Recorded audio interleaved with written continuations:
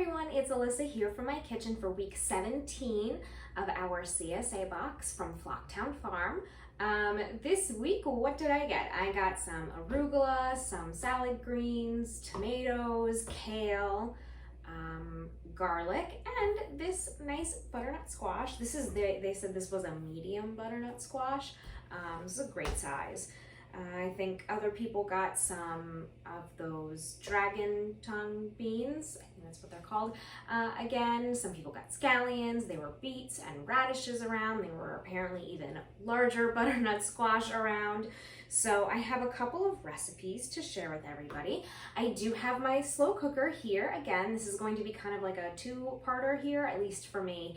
I am going to use my slow cooker. It has been so rainy and chilly and damp and kind of icky out, so I feel like the best thing to do is soup, and I love a butternut squash soup, so that's what I'm going to make. It's from this cookbook, Skinny Taste Fast and Slow by Gina Homolka. She had another one that just came out, I think maybe today. I think it's already checked out, or maybe it's still on our new shelf. But anyway, I love her recipes. I'll do her book last, since it's the one that we're using today. What do I have here? I have, this one is called New German Cooking, Recipes for Classics Revisited by Jeremy and Jessica Nolen.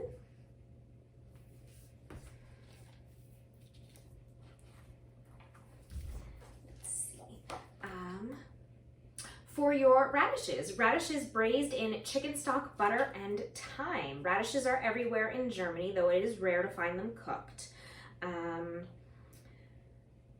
This is the perfect dish for people who don't eat radishes because of their natural spiciness. They do become very mild and lovely when they're cooked.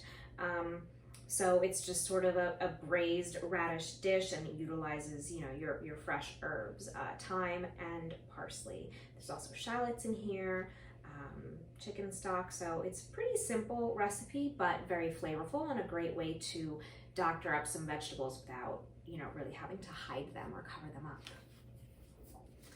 The other recipe from this book that I saved here sounds amazing. It is a butternut squash stuffed pasta with chestnut and sage brown butter. So I got some fresh sage, not this week, but last week. It's still doing very well in my fridge. The sage, so good, so delicious. I love sage brown butter. I think I've said that before. So this is a recipe for a pasta dough, and then the filling, which is squash, onion, garlic, and then some cheese. So it's a complete recipe from dough to filling to what to serve it with. So that's awesome. Okay, put this one to the side.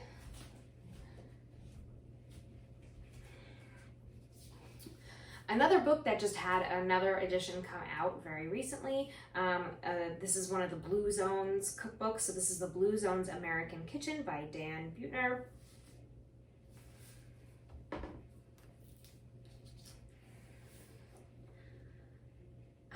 The first recipe I saved, again, soup, thinking cozy. It is a creamy squash soup with corn salsa and a wild onion chimichurri.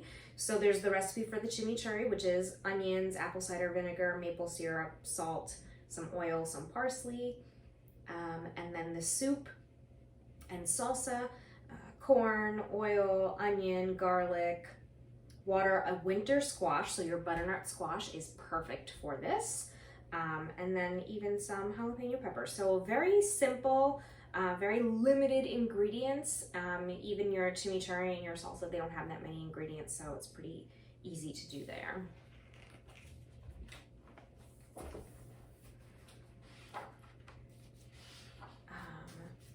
This one is called Beans and Greens and Beans. So it uses like a dried bean, like a black bean or what have you. They say bush beans, water, tomatoes. So if you got tomatoes, I did get tomatoes. I know there were tomatoes floating around. Garlic, a habanero pepper, sweet corn, fresh thyme, and then green and wax beans. Again, you can use your dragon tongue beans. They taste the same. And then also, if you got greens, there was rainbow chard this week and kale, and this recipe calls for either or, salt and olive oil. So just kind of like a nice stewed beans dish.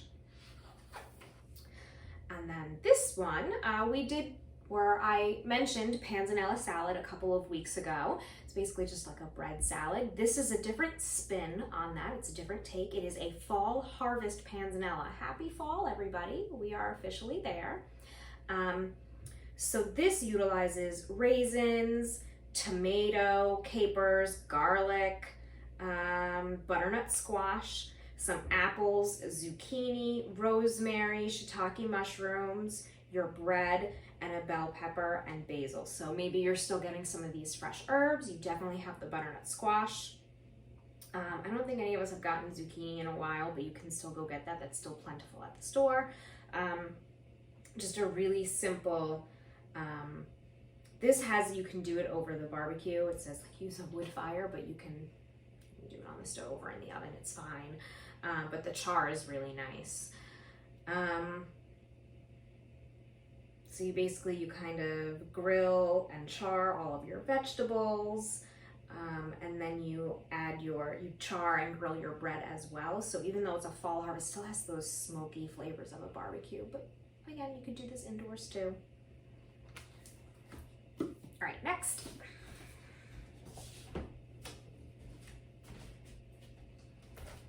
Okay, and that brings us to the one that I'm using today. This is Skinny Taste Fast and Slow. I've used this cookbook on here many, many times.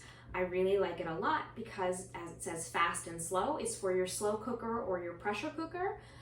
So if you need something fast in a hurry, you can do something fast in a hurry. Or if you don't want to spend time with something, like I don't tonight, you can put it in the slow cooker and walk away from it.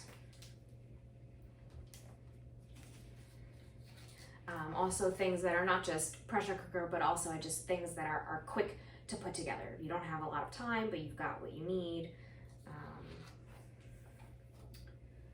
Let's see. This is the one that I'm going to make tonight. It's slow cooker butternut apple soup with crispy leeks. So I have an apple over here. I have some leeks. I have my butternut squash. Also a carrot. I still have some carrots that I had actually chopped up from a couple weeks ago that I froze. Chicken broth, a little bit of coconut milk that you'll use to finish it. And then you also have some leeks again at the end to make a little crispy topping. So this is really, really easy. And she also says it freezes very well. You would cool it completely, and then you put it in an airtight container in the freezer, and then you can let it thaw in the refrigerator overnight when you want to serve it. So this is really, really simple. Basically, I'm just gonna put the squash, the leek, the apple, the carrot, and the broth in a slow cooker, and that's it. You know, salt, pepper, whatever. I'm also gonna add some of those sage leaves because I love sage with my squash. And then at the very end, once it's cooked, you're gonna add some coconut milk. Use an immersion blender or a blender to blend it smoothly, and then you serve it with those crispy leeks on top, and then a little extra drizzle of coconut milk just for creaminess. So that's what I'm going to make.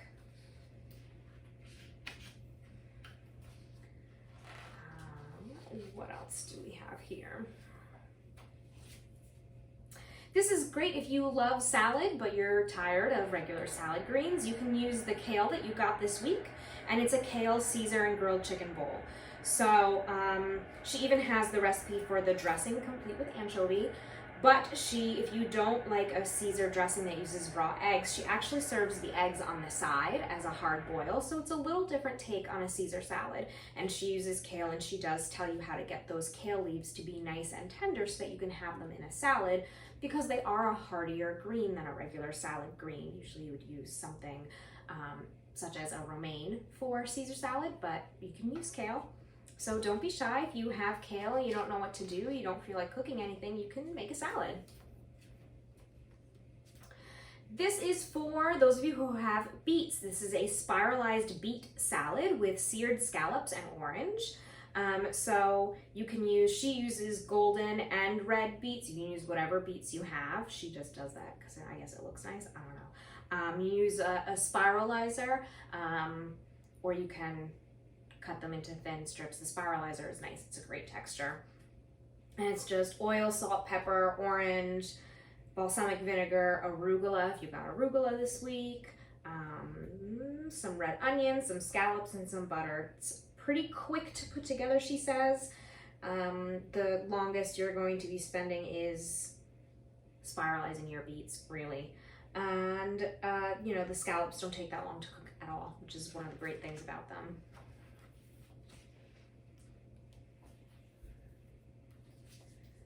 Okay, this next one is Brazilian black beans with collard greens. So any of those hearty greens that you got, you can do this recipe with.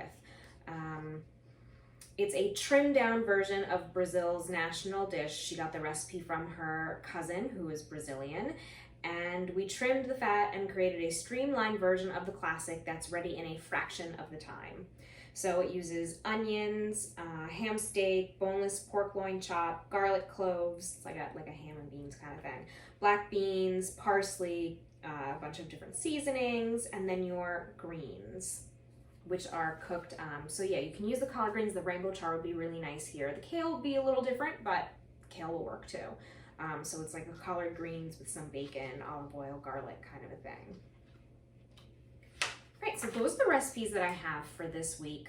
I am going to just prep my space, make sure my board is clean, and then I'll show you how to prep your butternut squash. We have to peel it and cube it, and that's kind of it, because I'm going to put everything in the slow cooker, and then I'm going to come back again tomorrow morning and show you how the soup turned out, and the soup will be my lunch and dinner for the rest of the week.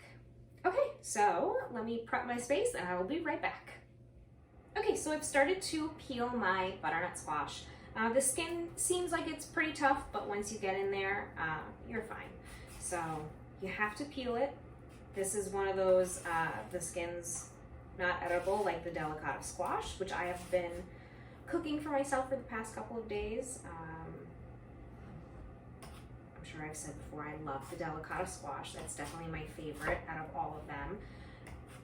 What did I make? This week I made delicata squash. I just cut it in half, and then I roasted it with some butter, maple syrup, pumpkin pie spice, and paprika. So it was like a little smoky, a little sweet. It had all the nice fall warm spices in it, and then I stuffed it with some seasoned chicken. And that was what I had for lunch for a couple of days. This soup will be great because it's just warm and comforting. The butternut squash, just, you know, you're in fall and it's enjoyable. So. Okay, so I'm just gonna finish peeling this. Okay, so I'm just going to finish peeling this. Then I will clean my station and we will cut this up, and I'll show you that. And then we're gonna put the rest of the ingredients in here, and I'm just gonna put it on slow. She says you can cook it slow for 8 hours, or you can cook it high and do 4 hours, but you really wanna get this tender so it blends smoothly. Okay, let me clean up my mess here. Okay, so you are going to cut the stem off, and it is hard to get through. You can really just rock it back and forth. Make sure that your hands are nice and safe away from the blade, but this is my favorite way to do it. Okay, cut this end off as well. Same method, you can kind of just get into it and then rock back and forth. There we go, okay. And then I'm going to cut this in half so that I can scoop out the seeds, and then it will be easier to, because then I'll have a flat side, and it will be easier to just get it into cubes. So I like to kind of like go in and puncture it like that and get some good leverage. And then you just work on it from there. Go very slow, keep your hands away from the blade. I know some people don't like to cook with butternut squash at all because they're afraid of cutting it, but see, it's not so bad. All right, I'm already through to the other side. Flip it around, I'm gonna cut it this way. And then I flipped it around, and I'm just gonna kind of connect the dots here, and that's it. Nice and easy. So you're gonna scoop out your seeds, and then then cut your squash into cubes. So I'm gonna do that quickly.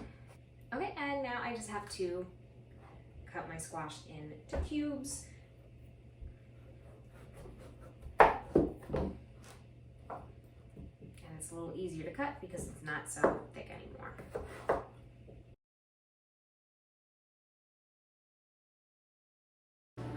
Okay, so the next thing that we're going to do is do our leek.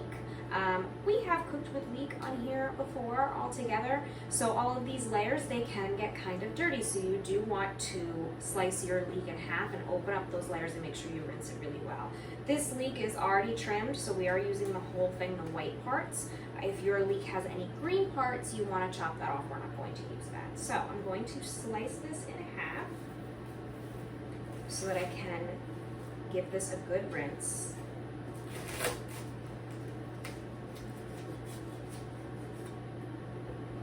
Right, so see all of these layers in here that can get kind of sandy. So I'm gonna just open that up, give that a good rinse, slice this nice and thin, and put this in here. Okay, and I'll put my extra away. I will make my crispy leeks probably off camera. It's just some oil in a pan. You get them nice and crispy. You slice them very thin and you'll cook them pretty quickly. So I'm gonna put this away and I'll do that later. Okay, next I have an apple that I've peeled and I'm just gonna give it a rough chop. She recommends a Granny Smith apple because it is nice and tart. I am just using whatever red apple this was that I had in the house. So I'm gonna give it just a little rough chop, make sure I don't include any of the seeds or the stem. Okay, so I also tossed my carrot in there that I chopped. She says like one medium carrot. Like I said, I already had some frozen and already chopped, so I kind of eyeballed it there. The next thing is low sodium chicken stock. And you're gonna do 2.5 cups. So that's basically what I've got in here. Okay, and then 1/2 cup of coconut milk. I'm using the canned coconut milk.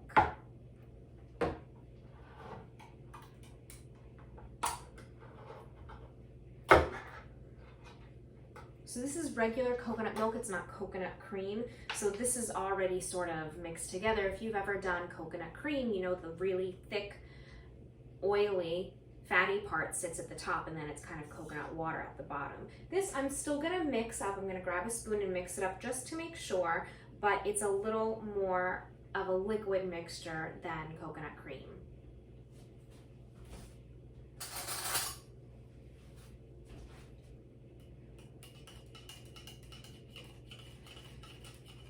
So we're gonna do 1/2 cup of this, reserve the rest. Like I said, you use it as a drizzle.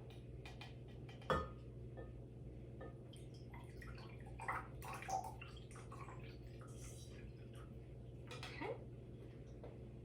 Just a little creaminess, a little extra flavor. And then, like I said, I'm gonna grab some sage and add that in.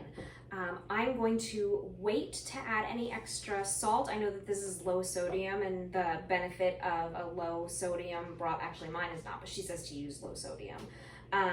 The benefit to using low sodium broth, again, you know, also just for health, if that's something that you need, you can make this with low sodium, but you get to choose the saltiness and the seasoning of your food. I'm going to wait until this cooks to decide how much salt I'll need because I have used kind of a regular chicken broth. I am going to add some fresh black pepper and some sage, and then this is going to cook for 8 hours. When I wake up in the morning, it's going to smell amazing in here. So I'm gonna put this on the slow cooker, and that's it for right now. I'll come back in the morning before I go to work. All right, good morning. It is the next day. My slow cooker has been on most of the night. About halfway through the night, I sort of rolled over and I could smell just like the general scent of fall, the squash and the leeks, and I don't know, it just smells like fall in here. So I'm gonna show you what it looks like. You can see I have my immersion blender standing next to my crock pot. I'll show you that. We're gonna put it all together and that's it. We've made some soup. Pretty easy, and it took very little effort on my part So it's a great meal, I can tell you already. So let me show you what everything looks like. All right, so you can see everything has cooked down. The apples are very soft. The leeks are brown and tender. Everything is soft. There's still plenty of liquid in here. So I'm going to plug in my immersion blender and we're going to get this going.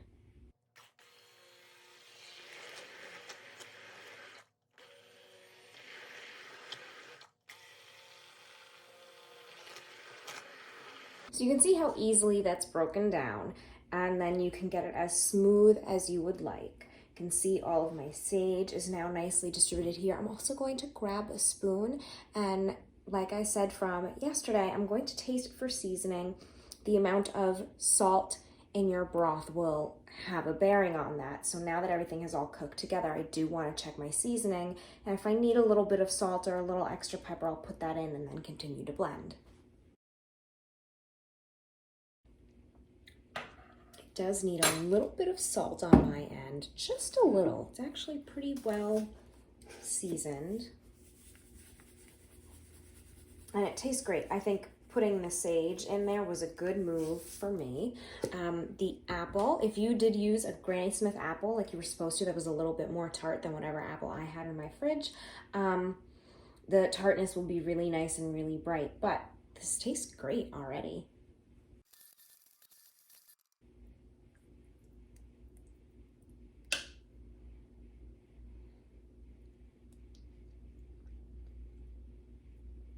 Oh, I think that's perfect. The salt, remember, salt enhances all of your flavors. So with that little bit of salt that I've just added, I can actually taste the sweetness and brightness of the apples a little bit more. The butternut squash is still our dominant flavor, and it all tastes good. Maybe a little bit more pepper and just a pinch of salt, and we'll be good.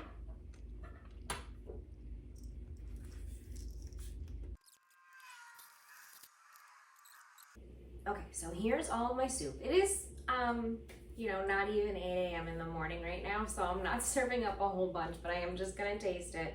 So I just put a little serving in here. I have the little frizzled leeks, so let me go grab those.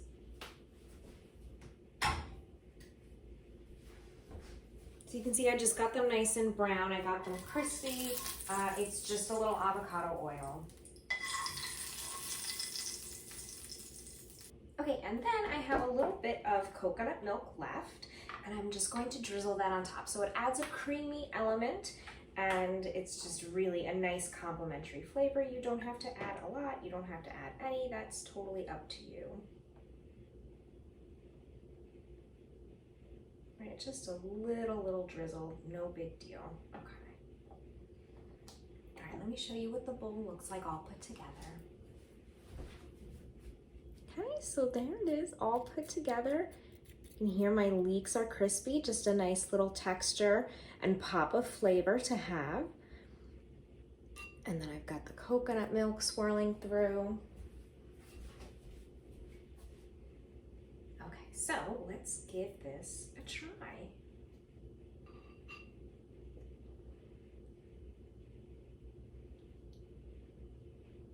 This is so good. I love the crispy leeks on top. Don't skip that step. You need a little texture just to make, like, you know, your meal complete. Just a nice contrast there.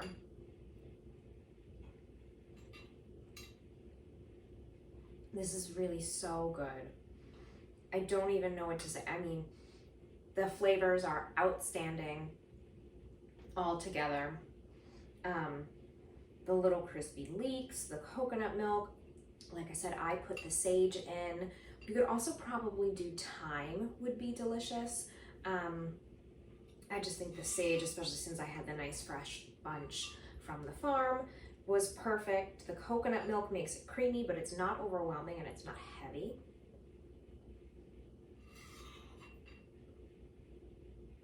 And of course, the butternut squash, of course, is the star of the program. The leeks keep it from being too sweet, right? It adds a savory note. It's not very strong in its own flavor though. The apples add some tartness to it to break through the sweetness of the butternut squash, but it's delicious. It's a very nice, savory, comforting soup. And then for my meal prep, I have some chicken that I've already cooked, just plain salt, pepper, and I'm just gonna shred it up and put that on top. That way I have a completely balanced meal. Or you could just serve this as a side dish or just as soup. It is soup season, happy soup season. This is delicious. I highly recommend making a soup and getting into the cozy of fall with our wonderful boxes of fresh vegetables.